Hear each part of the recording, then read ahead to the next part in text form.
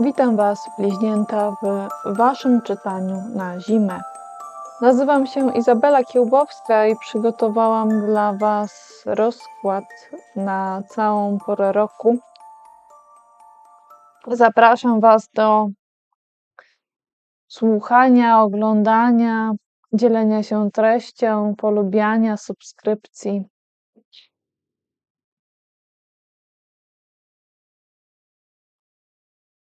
W Waszym czytaniu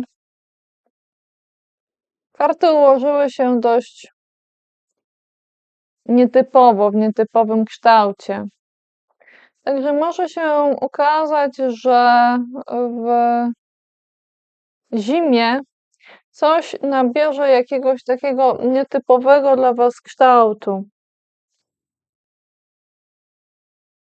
Takiego, jakiego jeszcze nie znaliście, albo takiego, którego nie odczuwaliście jako nietypowy. Gdzieś z boku dodatkowo może się coś jeszcze znajdować, jakaś kwestia poboczna związana z osobą kobiety, która coś posiada. Kobiety, która coś ma, coś trzyma i nie trzyma zarazem, bo to jest jakieś krzywe troszeczkę, moi drodzy.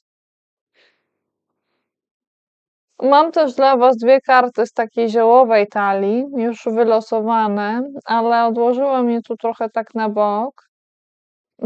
Pokażę je Wam trochę później. Sądzę, że te karty od razu nie będą Wam potrzebne. Także nie widzicie jeszcze wszystkiego.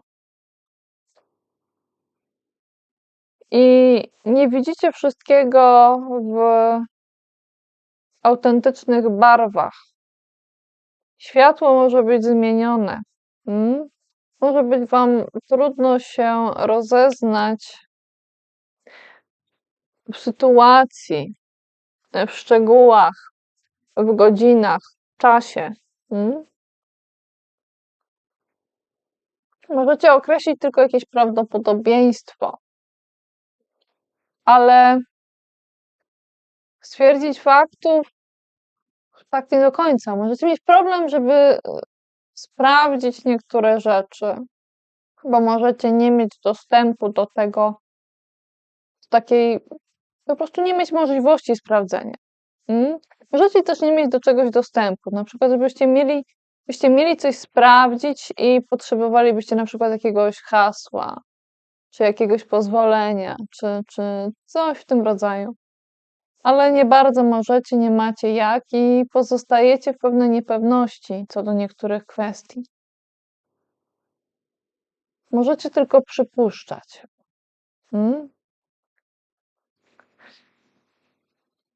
W centralnej pozycji waszego rozkładu jest takie troszeczkę też jakby wahanie. W ogóle kilka z tych kart u was jest takich jakby w takiej niepewnej pozycji. Jakby nie było do końca wiadomo, w którą stronę obrócą się sprawy. Takie możecie mieć wrażenie i sądzę, że różnie to będzie wyglądało dla różnych bliźniąt. Także dla jednych z Was sprawy mogą się obrócić na jedną stronę, dla innych na drugą stronę. No i nie jest takie jasne i pewne jeszcze, co się wydarzy w niektórych kwestiach, a przynajmniej Wy macie takie odczucie, wrażenie i tak wyglądać będzie Wasza rzeczywistość zimą. A gdzie te sprawy są takie właśnie niepewne? Sprawy dotyczące świata i odwróconej czwórtki buław. Moi drodzy, w odwróconej czwórce buław mamy tu parę, która może tańczyła jakiś taniec wspólnie, ale teraz jest to takie trochę wykręcone i niepewne. Jakby jakaś konstrukcja okazała się trochę może niepewna właśnie, taka trochę zbyt delikatna i jakaś współpraca, kontynuacja jakiejś współpracy w tej lekkiej strukturze stawała pod znakiem zapytania, ale nawet powiedziałabym, że nie tylko pod znakiem zapytania, ale wygląda jakby to kierowało się jednak, bo jakby jest bardziej w kierunku braku współpracy niż w kierunku faktycznej współpracy. W kwestiach właśnie takiej struktury to może być taka konstrukcja domowa. I wygląda jakby to miało gdzieś upaść na bok, a nuż gdzieś coś się zmieni i jednak będzie to już całkiem odwrócone, całkiem postawione na głowie. Ale ten temat trzymania się razem jest obecny, trzymania się, ale w jakiś dziwny sposób. Jest też karta świata, o której przed chwilą wspomniałam. I tu sprawy związane ze światem wydają się wyglądać trochę pozytywniej. Na karcie tej widzimy starszą kobietę, która trzyma dziecko za rękę. Pokażę wam.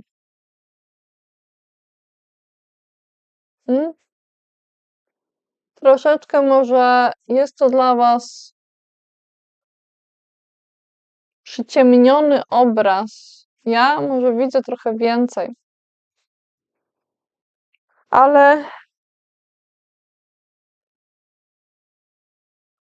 tak to jest, że nie będziecie mogli dostrzec tyle, ile jest w stanie dostrzec ktoś, kto korzysta z jakiegoś narzędzia, do którego wy nie bardzo możecie korzystać albo nie umiecie z niego korzystać, bo na przykład zajmujecie się czymś innym.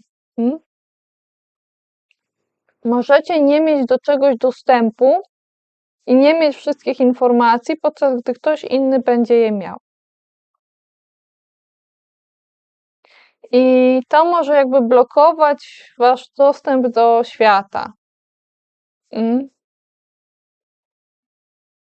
Będziecie mogli zobaczyć tylko część. I nie wszystkie szczegóły.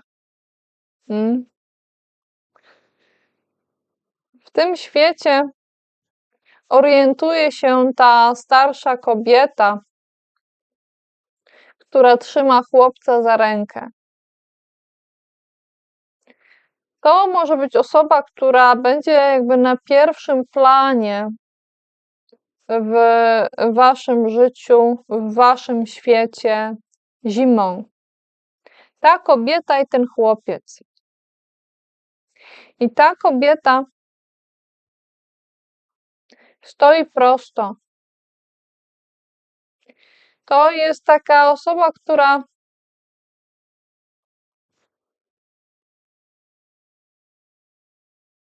nie wygląda, jakby miała się przed czymś cofnąć, czy zmienić swoją pozycję.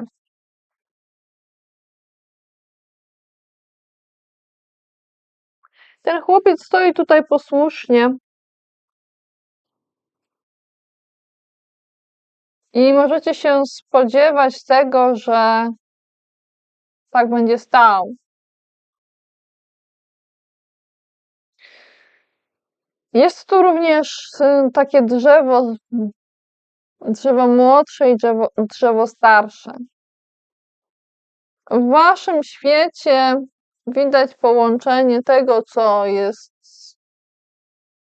czym jest doświadczenie, i tego, co jest takie młodziutkie. I to wychodzi na pierwszy plan. Mm?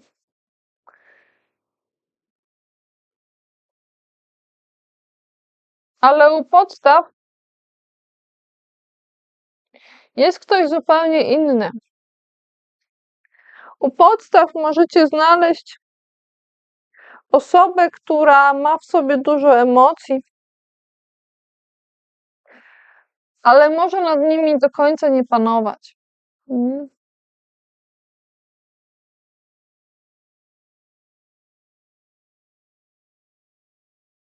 Coś tu się kiwa, coś tu się telepie, coś tu się przesuwa.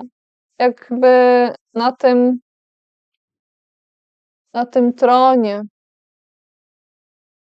Mm. Jakby ten tron był taki nieustabilizowany.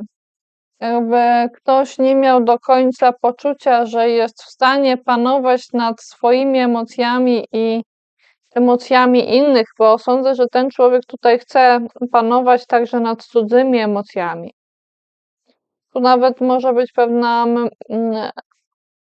manipulacja emocjonalna w niektórych przypadkach. Także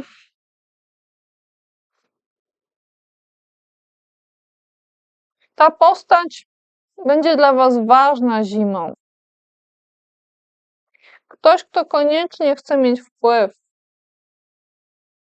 Ktoś, kto jest u waszych podstaw. Teraz poczułam, że to również może chodzić o ojca. I to niezależnie od tego, czy ten ojciec żyje, czy nie. Bo to może być też ktoś, kto był w waszym życiu i z kogo się tak wylewało. Albo właśnie te sztormy były gdzieś głęboko schowane. I widać było tylko taką dość zaciętą twarz, która bywa w jakiś sposób jakby nieostra, jakby zamglona chwilami.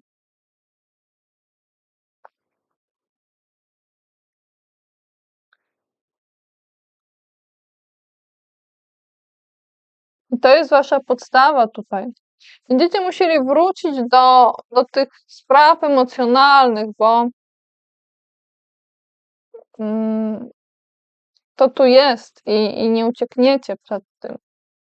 Siedzi gdzieś głęboko, jest trochę jak taka łodyżka całego tego rozkładu. Jakby wszystko opierało się jednak na tej osobie, która się tu pojawiła. Może być też tak, że jest to jednocześnie ktoś z waszej przeszłości, kto gdzieś wam wraca albo do głowy, albo faktycznie, i ktoś, kto już w niej jest, znaczy jest w waszej teraźniejszości. Przeszłość i teraźniejszość jakby mogą współistnieć. Jakoś tak nakładać się na siebie to, co było i to, co jest. I dwie osoby mogą się stapiać jakby w jednej tu karcie, w jednej postaci. Dwie osoby, które mają jakiś taki podobny rys osobowościowy, ale to nie musi być to samo. One mogą mieć wiele różnych, odmiennych cech, ale coś łączy te osoby, coś podobnego.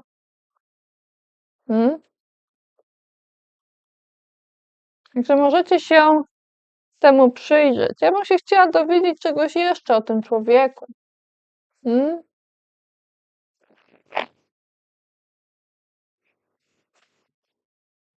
Co jeszcze jest istotne? Co jest jeszcze ważne odnośnie tej osoby tu na dole u podstaw? To jest ktoś, kto może mieć związek z jakimś mistrzostwem. Ktoś, kto współpracował więcej niż z jedną osobą i zajmował się tematami konkretnymi, albo nadal się zajmuje. To jest trójka pentakli, moi drodzy. Trójka pentakli to jest między innymi karta mistrzostwa. I to jest kluczowe i więcej tu nie trzeba dodawać.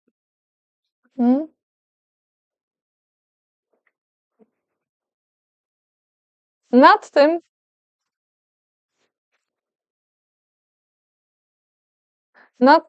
nad tą postacią, którą oczywiście możecie być także wy sami.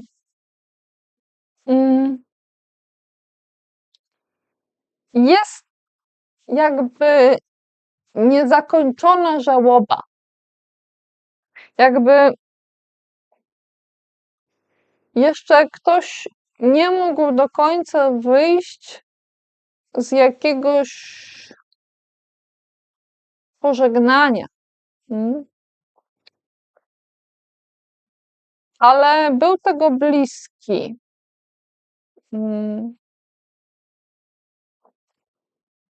Wygląda, jakby ta karta miała się jednak gdzieś tu ustabilizować. I można by było gdzieś jakby te 3 kielichy opłakać. Czego może dotyczyć ta żałoba? Wyjmę 3 karty, to mogą być 3 różne tematy. A, widzę, że nawet więcej.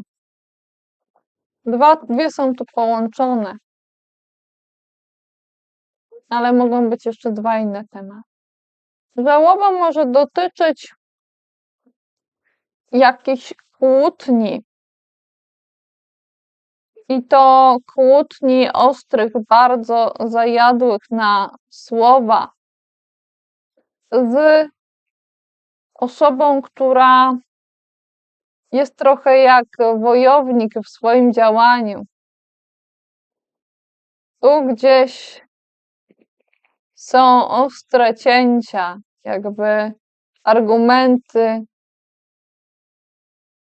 pojawiały się i ktoś tutaj na kogoś nacierał, ale wygląda na to, jakby jedna osoba de facto nie bardzo miała szansę w stosunku do drugiej, bo ta druga, nie wiadomo, czy to jest druga osoba, czy jest kilka osób na jedną, jakby 4 osoby na jedną, albo jedna osoba o sile 4 osób. I teraz wniosek się nasuwa sam. Ktoś tu przegra i to przegra mocno. A sądzę, że wygra rycerz buław. Ktoś, kto przypomina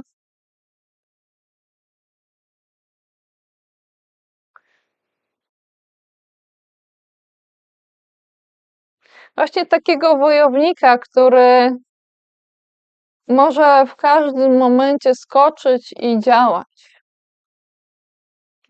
Na tej karcie jest ptak drapieżny, ale ten ptak drapieżny tutaj nie walczy, nie atakuje. Także to nie jest ktoś, kto tak szarżuje bez pomyślunku, bez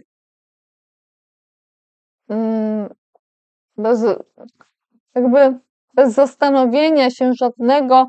To jest ktoś, kto rusza tylko wtedy, kiedy uważa, że trzeba. Jest to ktoś, kto chroni swoją głowę.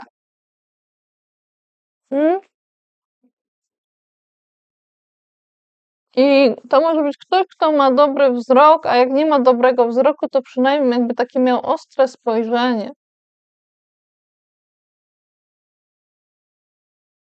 Może mieć poważną twarz. To jest jedno. Ta niezakończona żałoba może mieć związek.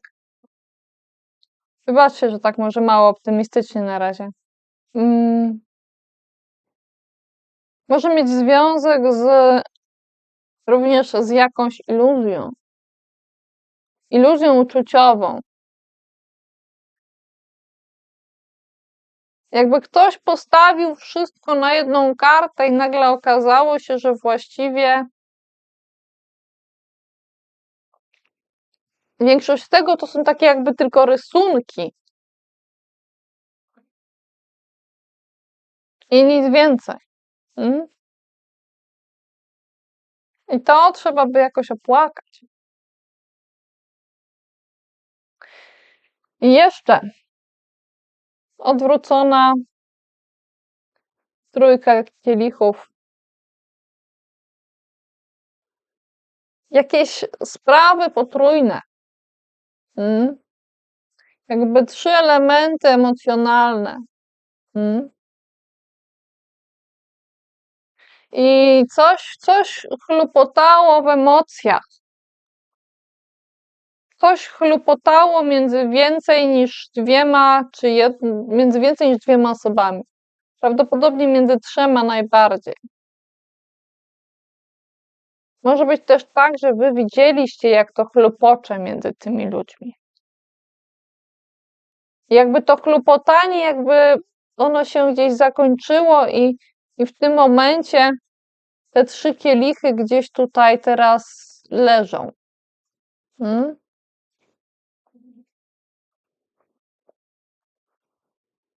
Także są tu sprawy emocjonalne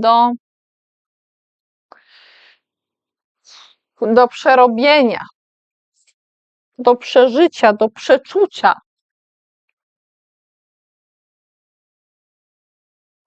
I można się odwracać plecami od patrzącego, ale to nie zmienia twarzy osoby na tej ilustracji. Ja przeczuwam, że ona nie jest specjalnie radosna, ale może się zdarzyć, że jest też taka złośliwa troszeczkę. Myślę, że to mogą być różne twarze, które nie zawsze możecie dostrzec. Bo można zobaczyć wyraźnie tylko plecy tej osoby.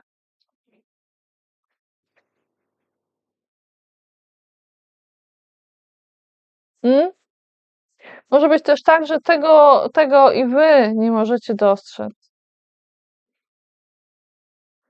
Może być i tak, że nie widzicie własnej twarzy.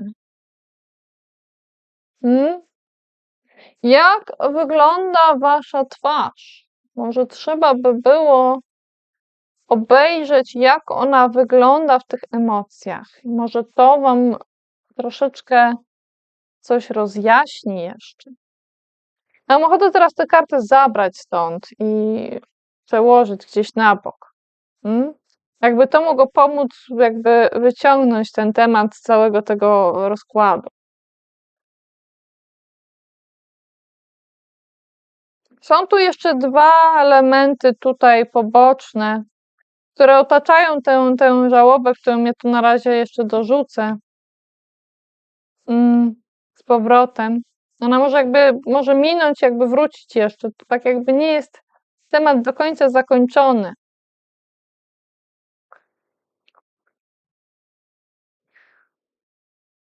I te karty poboczne dotyczą spraw materialnych, ale to są mimo wszystko poboczne sprawy, nie takie główne, ale otaczają to, co jest najważniejsze.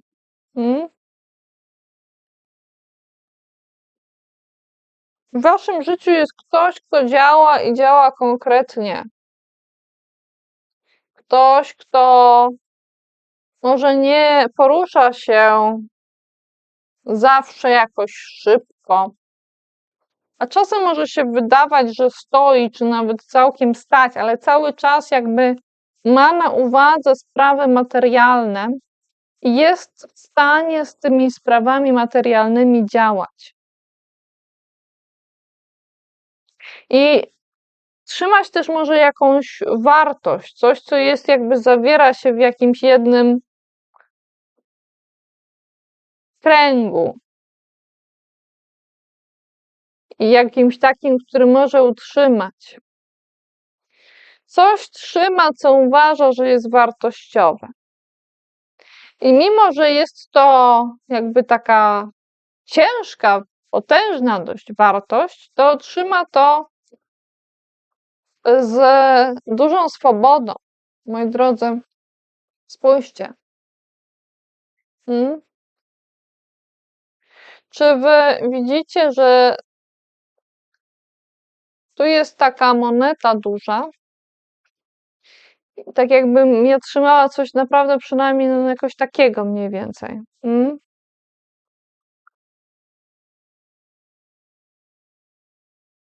Ale ten ktoś to z wielką swobodą trzyma. Także to jest ktoś, kto jest w stanie ze swobodą utrzymać ciężar jakiejś wartości, którą ceni. Co wy cenicie? Co cenią wasi bliscy i dalsi? Ci, z którymi macie styczność. I ten człowiek patrzy w przód, patrzy dalej, jakby on nie patrzy do końca w kadr.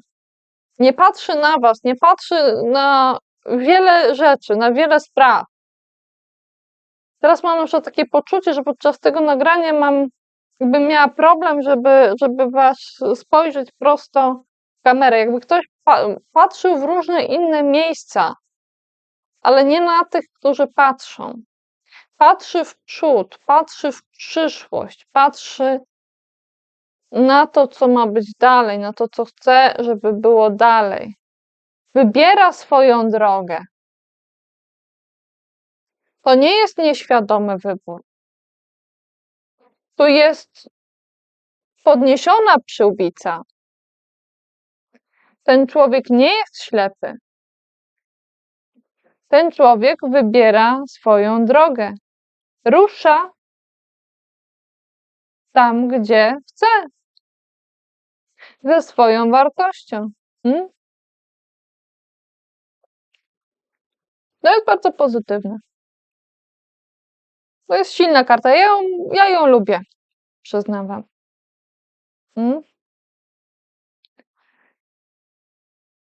Ale niech będzie, dowiedzmy się jeszcze czegoś o tym człowieku.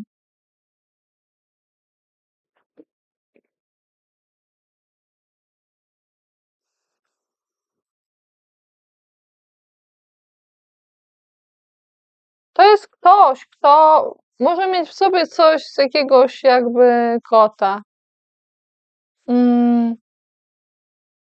Ale czy to jest kot drapieżny? Raczej kot taki dość mimo wszystko łagodny, jakby taki.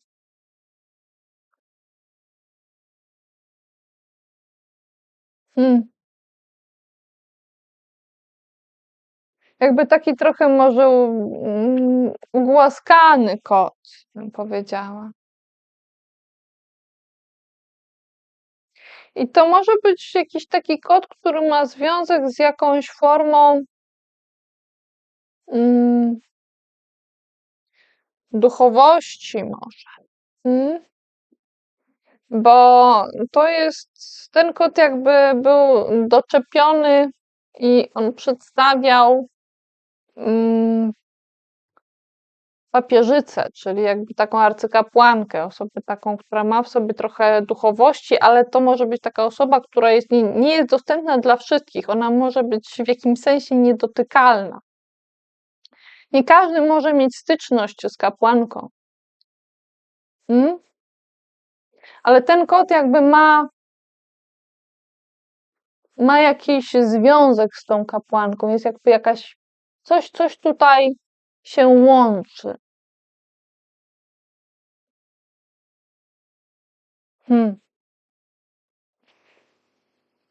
Jakby ten temat gdzieś rozpraszał. Bo chciałby się człowiek już zająć czymś innym, może są jakieś informacje, jakieś wiadomości, coś jest, ale ten temat gdzieś rozprasza. A jest tu jeszcze inny temat. Inny temat, do którego trzeba podejść, ale może być tak, że postanowicie podejść do niego troszeczkę później. Mogą przychodzić do was różne wiadomości, ale nie wszystkie są takie ważne. Nie wszystkie mają jakiś szczególny wpływ. Możecie spodziewać się czegoś innego albo obawiać się jakiejś wiadomości. Wręcz.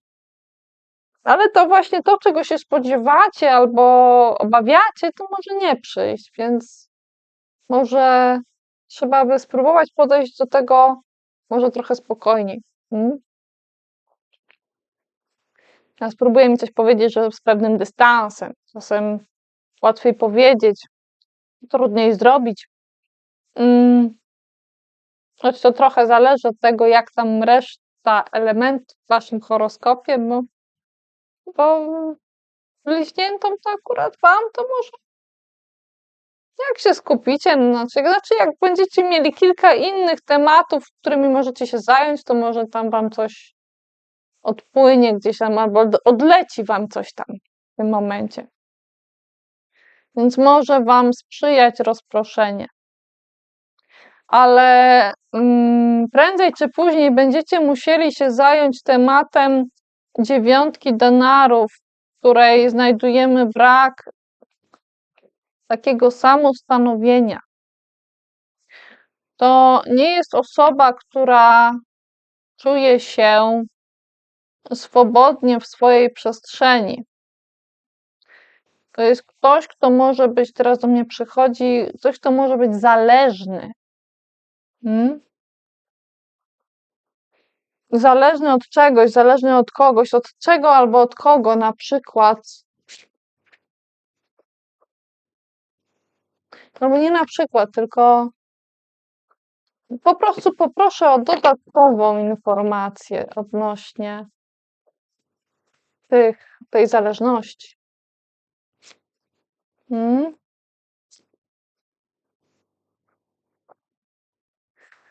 4 denarów.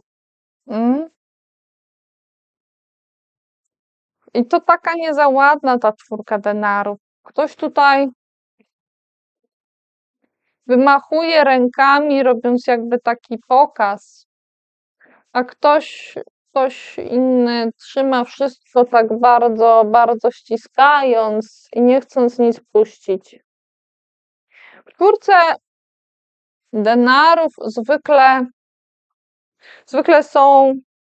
jest jedna osoba, ale czasem nawet nie ma osoby, w zależności od tego, jaka talia.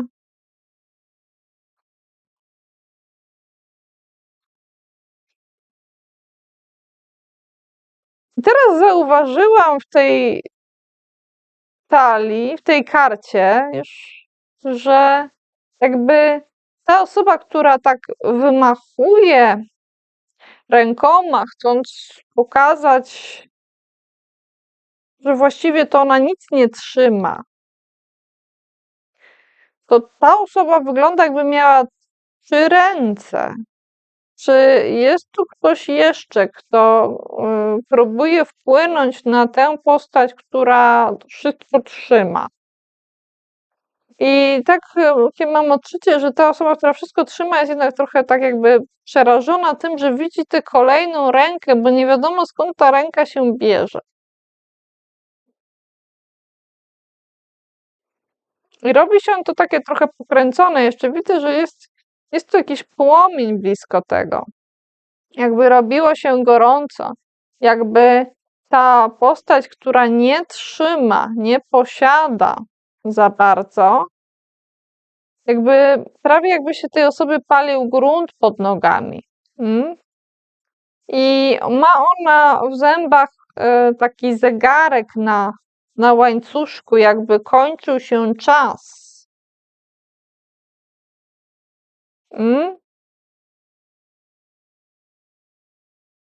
I ta osoba próbuje tak łapać tę osobę, która posiada.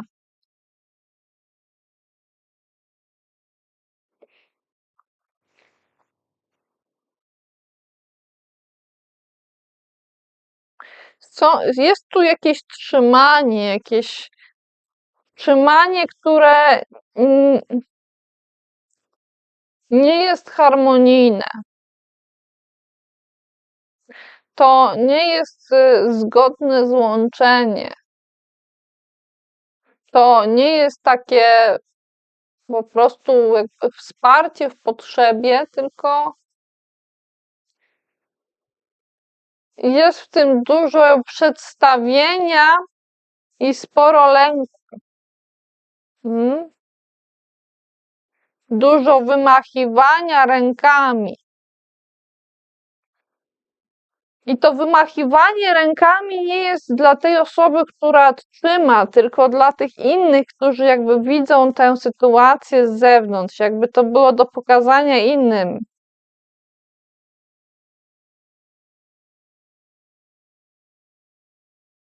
Jakby ktoś bardzo chciał zwrócić na siebie uwagę, stając za plecami osoby trzymającej, a ta osoba trzyma bardzo mocno i nie widać, żeby miała ochotę cokolwiek puścić. Niezależnie od tego, na ile się będzie obawiała.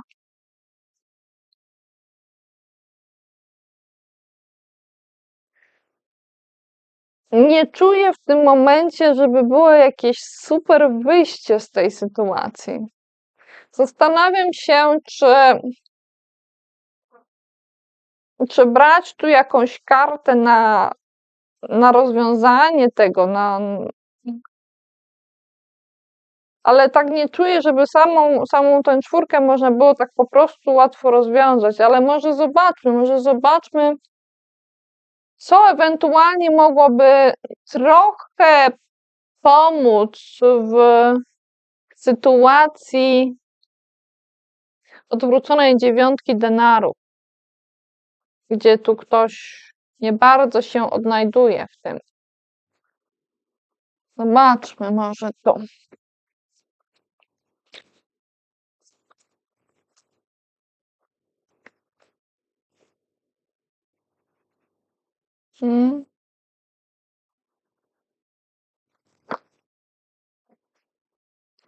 Co może pomóc w tej sytuacji?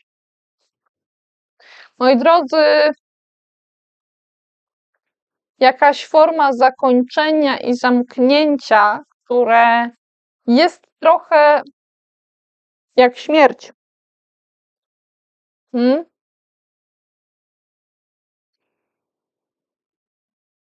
Śmierć to jest coś takiego, co... Proszę, zobaczcie.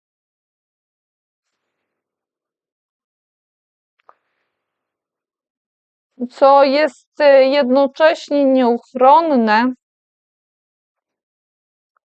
ale każda jakby śmierć niesie za sobą zawsze jakąś formę tutaj zmiany, przemiany, odrodzenia. Mówi się, że nic w przyrodzie nie ginie.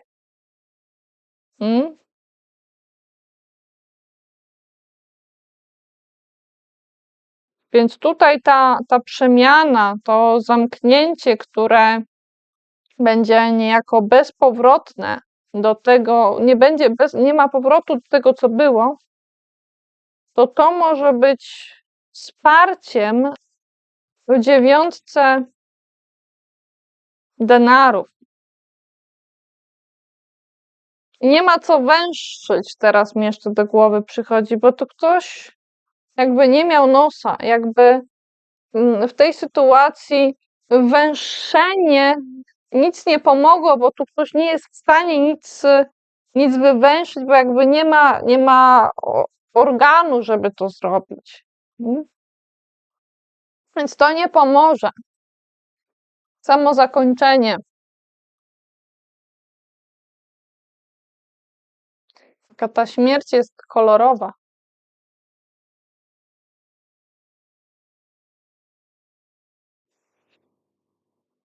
I tu jednak bardziej chodzi o samo zamknięcie niż o przekształcenie tego, co jest zamknięte, bo w wielu różnych taliach gdzieś tam są takie różne wschody słońca i tak dalej, ale tutaj czuję, że bardziej chodzi o samo zamknięcie. Samo zamknięcie może pomóc. To, co będzie potem, na pewno zawsze coś jest potem, ale tu pomóc może to zamknięcie. No dobrze. Moi drodzy, tak mniej więcej bym prawie skończyła w momencie, gdy mamy jeszcze jedną kartę, która jest taka tutaj taką kartą koronną, można by było powiedzieć. Prawie zapomniałoby się o papieżu, o arcykapłanie, o osobie, która jest jakby ponad to. Jest ktoś, kto wskazuje na księgę i ma swoich uczniów. I niezależnie od płci i autentycznego wieku jest to ktoś, kto wskazuje na jakieś słowa, które są wysłuchiwane przez innych, jakby przez uczniów. To jest co najmniej kilka osób i te osoby mogą być trochę dziwaczne. No tu akurat mamy takie różne stworzonka śmieszne. To może być ktoś, kto po prostu patrzy w przestrzeń.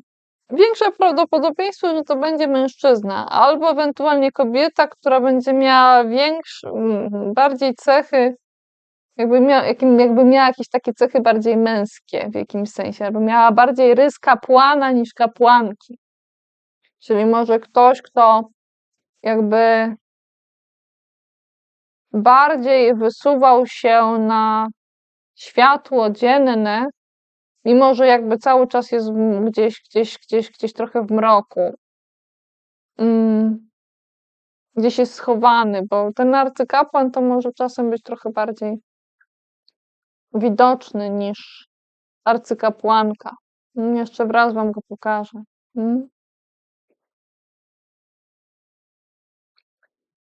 A jednocześnie to nie jest ktoś, kto usilnie stara się pokazać. Tutaj do tej osoby po prostu ludzie przychodzą. Przychodzą, bo ktoś jest w stanie wskazać coś i jakby nawet nie patrząc na słowa, był w stanie je czytać. To może być ktoś, kto jest tak obeznany ze swoim tematem, że już nie musi zaglądać do żadnych przepisów, do żadnych informacji na dany temat. Już mu jest to niepotrzebne. Może to zrobić, bo ma to wszystko pod ręką. Wystarczy, że spojrzy w dół. Może sobie kartkować i tak dalej. Ale nie musi. To nie jest konieczne. I to nie jest ktoś, kto skupia się w swojej pracy na kimś konkretnym. A na pewno, bo zobaczcie, bo ewentualnie może skupić. Ja tak właściwie patrzę i mam poczucie, że ktoś tu bardziej.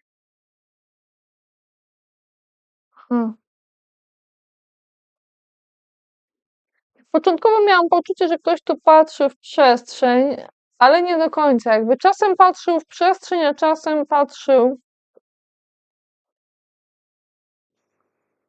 na kogoś konkretnego. Ale czuję, że to jest ktoś, kto ma pewność siebie w sobie i to taka jakby Jowiszowa pewność siebie, to znaczy jakby ktoś miał świadomość swojej wiedzy i jednocześnie taki rodzaj rozbawienia wewnętrznego, który nie musi być tak bardzo widoczny dla otoczenia z zewnątrz. To trzeba wyczuć. Moi drodzy, jeszcze jakąś dodatkową radę dla was weźmiemy.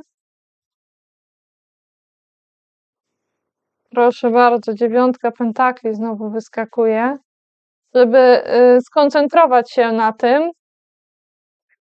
tym, że nie ma wszystkiego, tak? Tylko nie jesteśmy tacy super niezależni w tym swoim ogródku, w tej swojej przestrzeni. Jest tu ktoś, ale ten ktoś może niewiele pomaga. Niby trzymamy rękę na naszych zasobach, ale coś tu jest wykręcone. Także koniecznie na te sprawy trzeba zwrócić uwagę i to jest rada Tarota. Jeszcze powiem wam coś o waszych ziółkach. Moi drodzy, u was jest wierzba i głuk. Takie karty wam wyskoczyły jako taka podpowiedź, w stronę jakich roślinek możecie się skierować, jakbyście chcieli wzbogacić swoje życie zimą o coś korzystnego i pozytywnego. Jeśli chodzi o głuk, no to jak najbardziej różne preparaty z głogu są. dostępne. Oczywiście, sprawdźcie, czy to na pewno dla was konkretnie, czy dostosowanie jakoś tam bardziej wewnętrznie, mm, czy po prostu sobie gdzieś ten głód byście chcieli umieścić inaczej w swoim życiu, po prostu na przykład mieć, na przykład jakąś ilustrację z głogiem. To może być chociaż to nawet. Mm. A jak będziecie potrzebowali, no to i będziecie tak przekonani, że potrzebujecie, bo tak to wygląda tak, jakby był problem z ziołami dla was. Trochę, jakby to najpierw nie chciało być wskazane. Więc pytanie jest, upewnijcie się, czy to na pewno pasuje do waszych wskazań i pewnie wtedy powinno być dobrze. Upewnijcie się wcześniej z lekarzem, czy głód to dla was będzie dobry, bo może być jakaś tam wątpliwość, ale karty zachęcają, żeby przyjrzeć się tej roślince. No? Oraz mamy właśnie wierzbę. Z wierzbą to akurat nie ma takiego problemu. Tu chodzi z grubsza, ja bym popatrzyła szerzej po prostu na różne takie elementy naturalne też, poza tym, że jest kora, wierzby i tak dalej, to popatrzyłabym na różne wyroby, które są jakby takie wyplatane właśnie. Albo tam dywaniki, albo właśnie koszyczki, albo coś.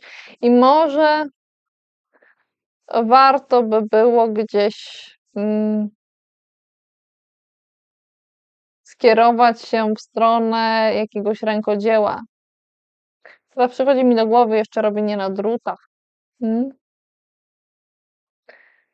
A to jest 4 denarów, czyli ta, która nam tu gdzieś wychodziła przy tym trzymaniu. Może to wam pomóc w kwestiach tego trzymania. No i głóg też tu ma swoje właściwości. Pytanie, jak tam z waszym ciśnieniem. Zawsze skonsultujcie się przy ziołach z lekarzem, jeżeli jest to potrzebne, jeżeli macie różne swoje jakieś dolegliwości, bo to jest taka luźna odpowiedź po prostu, a nie coś, co ma was tak związać, że w tym momencie macie koniecznie lecieć po głód. Nie o to chodzi, nie róbcie tego. Najpierw najlepiej spytać zielarza takiego, z którym macie bezpośredni kontakt, albo lekarza, farmaceuty i tak dalej. Wiecie, o co chodzi. Ale głóg, jakbyście mieli gdzieś znaleźli jakieś ilustracje z głogiem, czy w jakiejś innej formie głóg, no to jak najbardziej, bo tak głóg może obniżać ciśnienie.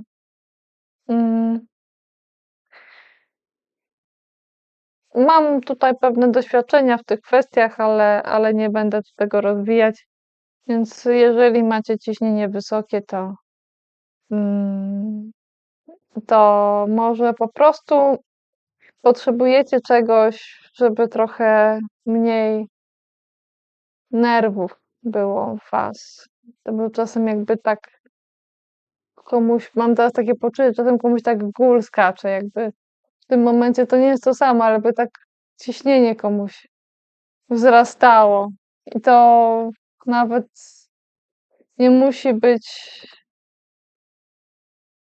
mierzalne, ale chodzi o odczucie jakiejś takiej nerwowości. I to widzę w tych kartach głównie, że powinniście zwrócić uwagę na taką waszą nerwowość i na to, co jest jakby przytrzymywane albo czego nie macie. No, jak moglibyście coś tutaj stworzyć. A ilustracje głogu i wierzby mogą wam pomóc. Także na razie tyle, moi drodzy. Ale może jeszcze wam coś tu tak wylosuję, tak na sam koniec.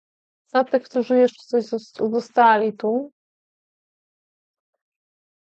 czego powinniście unikać? O! Co ciekawe, powinniście unikać tego arcykapłana. Ktoś tu jest jakby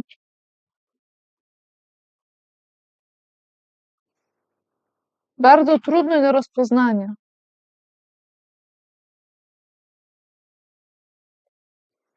I jeszcze mała podpowiedź na waszej drodze.